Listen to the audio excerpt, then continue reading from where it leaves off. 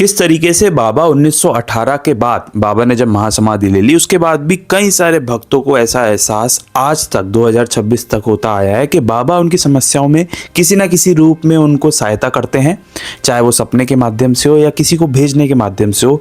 लेकिन प्रत्यक्ष कई भक्तों को ऐसे प्रमाण मिलते हैं कि बाबा ने उन्हें कई सारी मुसीबतों से बाहर निकाला है। 1918 के बाद कई सारी स्टोरीज ऐसी हुई हैं जिनमें से हम 1933 की बात करेंगे, 1933 के बारे में बात करेंगे। और इन भक्त की बात मैं इसलिए कर रहा हूं क्योंकि ये ऐसे भक्त हैं जिन्होंने 1912 में भी बाबा को देखा है और 1918 के बाद महासमाधि लेने के बाद भी बाबा का एहसास अपने पास पाया है। मैं बात कर रहा हूँ विनायक अप्पाजी वैद्य की। विनायक अप्पाजी वैद्य एक ऐसे व्यक्ति थे जिन्होंने 1912 में, आज से 100 से भी अधिक साल हो गए इस बात को, 1912 में श्री दास गनू महाराज का कीर्तन सुना मुंबई में, श्री दास गनू महाराज का कीर्तन सुना बॉम्बे में। और वहाँ कीर्तन सुनने के बाद उनके मन में ऐसी इच्छा जागी कि ये ऐसे कौन से संत हैं, ये ऐसी कौन सी शक्ति है जो शिरडी में विराजमान है, मुझे जाकर दर्शन करने चाहिए।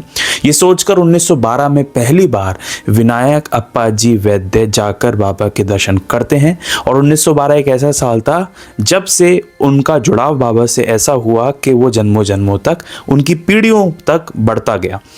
हुआ ये कि 1912 में बाबा के दर्शन करने के बाद उन्होंने शिरडी आना जाना चालू रखा।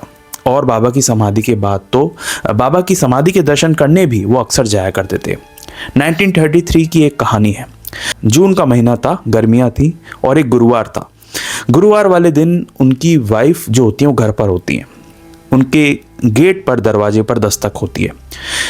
असल में उनकी जो वाइफ थी उन्होंने शादी से पहले बाबा को नहीं देखा था, या क्योंकि वो सिर्फ जो विनायक वैद्य जी थे सिर्फ उन्होंने ही बाबा को देखा था रियल लाइफ में, उन्होंने कभी बाबा को देखा नहीं था। और क्योंकि उस ज़माने में इतना मोबाइल और टेक्नोलॉजी नहीं थी तो जो कोई फ़ोटो है वो भी उनको नहीं पता था।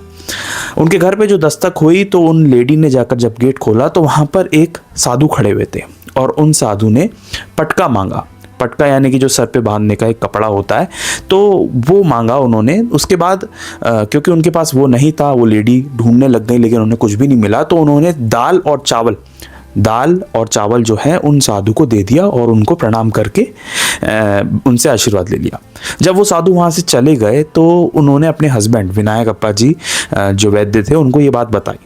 जब उनको पूरा हुलिया बताया गया तो विनायक जी ये बात जानकर हैरान हुए और उन्होंने अपनी पत्नी को भी बताया कि असल में वो और कोई नहीं, वो गुरुवार के दिन आए हुए साईं बाबा ही थे। उसके बाद एक और बहुत बड़ी घटना होती है 1933 में। उन्हीं के सामने हुआ ये कि एक रात वो सोए हुए थे और उन्हें सपने में बाबा दर्शन देते हैं।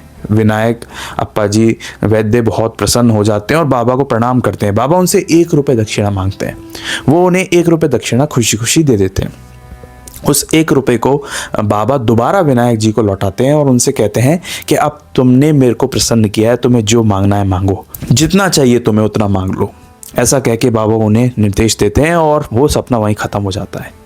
उसके अगले दिन जब वो अपने ऑफिस जाते, दफ्तर जाते, तो उन्हें समझ में आता है कि उनको जो है एक प्रमोशन मिल जाता है।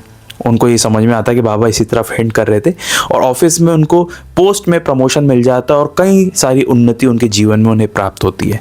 तो ये बात बताती है कि बाबा ने किस तरीके से उनसे प्रसन्न होकर उनको रूप में घर पे आके दर्शन भी दिए।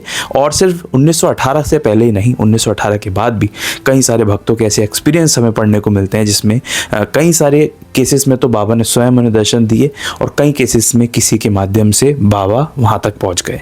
तो ये कहानी एक ऐसे भक्त की है जिन्होंने जब बाबा फिजिकल बॉडी में थे शिरडी में, जब भी जाकर दर्शन किए थे और 1918 के बाद भी अपने घर पर बाबा की मौजूदगी पाई। ऐसी कई सारे भक्त हैं और मुझे यकीन है आपको भी कहीं ना कहीं कभी ना कभी किसी बात से एहसास हुआ होगा या आपके साथ भी कोई कहानी हुई होगी। तो आप मुझे इंस्टाग्राम पे मेरी आईडी है, इस पर मुझे मैसेज करके मुझे बता सकते हैं कि आपके साथ क्या क्या अनुभव हुए।